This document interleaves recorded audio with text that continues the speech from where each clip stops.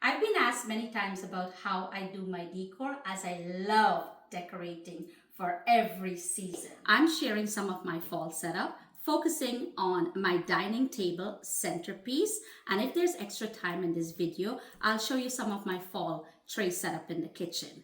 Now, some of the key things that I like to focus on when doing a setting like this is to use different types of finishes and to incorporate whatever I already own, along with using inexpensive items. So let's start. So if you notice, I've already set up about half of the setting for the centerpiece. So what I'm going to show you here, I'm going to show you a little bit of tips and tricks that I use, and then we're going to fill in the other half of the centerpiece. So here I have this garland from Michaels. I think I got it for roughly $11 on sale. And usually what I like to do, because this guy goes a long way, I like to cut a piece. You can take your hands and rip it apart too, any way that works for you.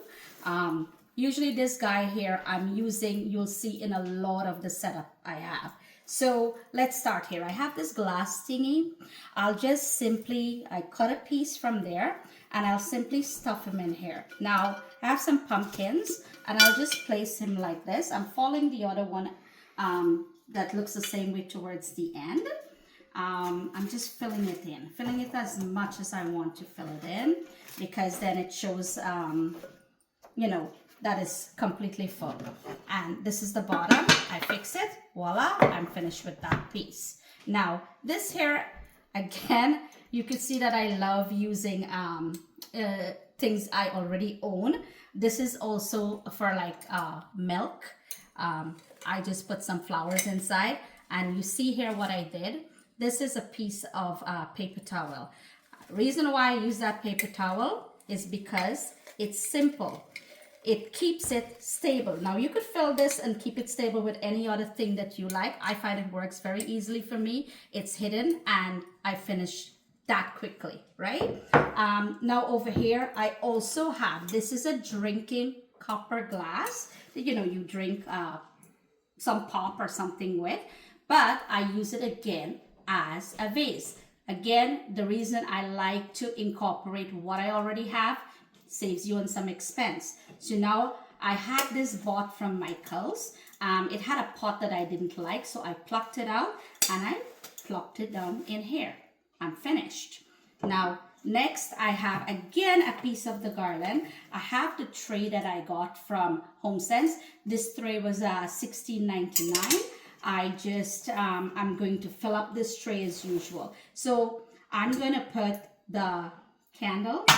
I'm going to put this guy here because I'm following the other pattern I have on the other side. And then I'm just going to add in my garland. Again, it's the piece of garland, but look how it fills up the tray, right?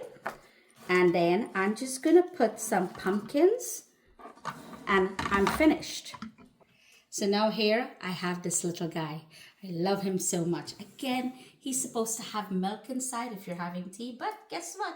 He's gonna drink a different tea today, which is, again, the fall garland that I have. I stick him inside here, and I love this piece because it's like, you know, the fall berries, I guess.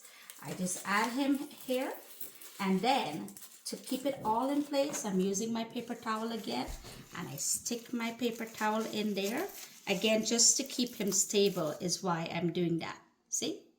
And I'm done. So now, let's fill in the rest of the centerpiece. So guys, I'm trying to follow the same pattern I have on this opposite end. So the way I like to do this is that actually I start from the two opposite ends. First, I put in this glass thingy. I just rest it here at the end, right? Then usually what I do, I go to the center of the centerpiece. I've added this pumpkin and then I start to fill it in. So the way I filled in this end here was like I created a trio. So I'm creating the same trio over here. I'm gonna put this here and then I put my pumpkin next. See, I kind of created a trio. Next, I usually put in the two trays, so I already have one tray there. I'm going to put the other tray. Now, at the same time, I'm trying to create different dimensions too. So what I'm doing is that you will see, and I'll explain it, is like some things will be in a trio, some things will be diagonals that I'm using. Now I have this guy here. Again, this guy works his way into almost all my different seasons of decor, but I fill it up with different things. So I have him here, and I'm gonna place him opposite. So in a sense, I've created a diagonal there. And then I've got my little guy over here, and I'm gonna put him opposite the other little guy over there. So there you have it, all filled in. So much different things to look at that the eyes are totally drawn in. You've got like some pumpkins I've set down here. You've got the tray filled with stuff, but there is so much going on. The different textures, you have the glass, the silver tray, the copper glass. And the things are, a lot of them, inexpensive. I've used and incorporated, like I said, things that I already own.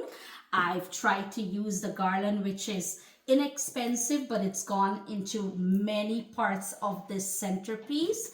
And of course, I love the different types of finishes. This centerpiece, filled with beautiful fall colors, not only creates interest, but makes for great conversation whilst entertaining. In addition, it's a magical setting that one might encounter at an outdoor event, but now it's in your home. If I've inspired you today, feel free to send me a picture, even if it's something simpler you've started with. I'd love to take a look at it. Thank you for watching.